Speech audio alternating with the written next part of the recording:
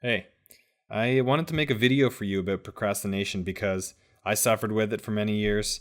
And because if you want to get more work done each day and get rid of that rotten, guilty feeling for not getting work done and have more quality time for your family and friends, then there are certain steps you need to take. First of all, I just want to say cheers to you for coming to this video to discover more about why you procrastinate and what you can do about it. Just by taking some time to educate yourself on the subject, you can make a big difference in the way you work if you learn the right methods. And even if you've tried to figure out your procrastination problem before and you couldn't for whatever reason, this information will be a bit different because it tackles procrastination from many different angles. But I'll explain a little bit more about that a little later. If you want to learn a step-by-step method to cure procrastination, you can see the video at this address. It makes it easy because it'll help you understand why you procrastinate better than you ever have before, and it'll show you the 5 steps you need to take to make sure that you never do it again. But for now, I want to give you 7 important tips you need to know when you're trying to stop procrastinating. Tip number 1 is procrastination is not an inborn trait. You're not a procrastinator by nature. Procrastination is just a word we use for delaying work, but we delay work for a variety of reasons. This is one of the reasons why procrastination is so hard to figure out. Tip number 2, procrastination is a mental habit that needs to be broken. These habits form because of an underlying reason or a set of underlying reasons that trigger the procrastination. The reason may be, for example, a fear of failure that resides deep in the subconscious and can be almost impossible to detect on the surface. In order to cure your procrastination, you need to find out what's causing it and treat the cause. Tip number 3, to begin to find out the cause, keep track of the amount of time you spend procrastinating during the day and how much work you're getting done. Write down what you were doing at the time that might have caused you to have motivation or what might have caused you to procrastinate. You'll soon start to notice patterns. Now, if you aren't encouraged by how much you've been procrastinating, don't worry. Remember that you're only human and your bad work habits aren't your fault. Everybody has bad work habits. If you criticize yourself, that'll only feed into the cycle of procrastination, and you'll only become more afraid of failing on the next project, and you'll procrastinate even more. Tip number 4, work on small chunks of a project at a time and focus on starting rather than finishing them.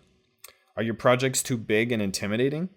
Then break them down into small tasks that are almost insultingly small. Then just focus on starting them. Don't worry about finishing or perfecting a task. Tip number 5, start by setting a timer for 20 minutes and just start working. Once the timer's running, there are 3 rules. You can sit and stare at the wall, number 1. Number 2 is you can drink water or tea. Number 3 is you can work on your task, and that's all you're allowed to do. After the 20 minutes is up, take a break from work by doing something different.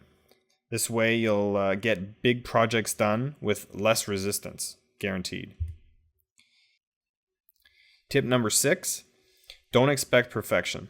Perfectionism just creates fear of imperfection, and that starts a cycle of procrastination.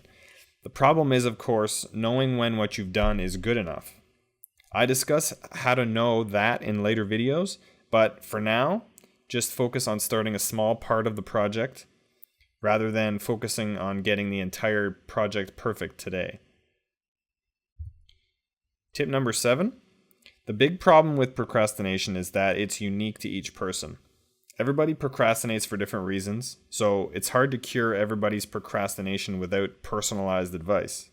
In the next video, I'll be showing you how to discover the real reasons you procrastinate and exactly what to do about them. As I said, procrastination is more of a symptom of a deeper cause than a cause itself. But what if you cured this cause and had complete self-control so that you could get to work whenever you wanted to? And what if you could tackle big projects at work and then have time for other things you love to do and time for your family and friends? What would it be like if you could finally start to get on with your life and start to achieve the way you know you can? I know what it's like to be a procrastinator, so I've created a few videos in which I show you the reasons why you procrastinate and the 5 steps that you need to stop procrastinating. The next video goes into solving procrastination in depth. To watch it, just visit this webpage here by typing it into your browser or clicking the link in the description.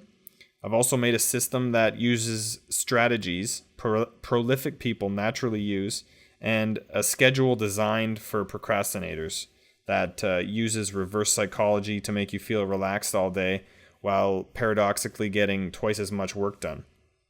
Work shouldn't feel like a grind, even if you don't like what you're doing. I show you how to feel better about work by tomorrow and how to stop your procrastination habit altogether so you don't have to worry about it again. So just visit this link to learn more. I'm really looking forward to showing you more in the next video. Take care.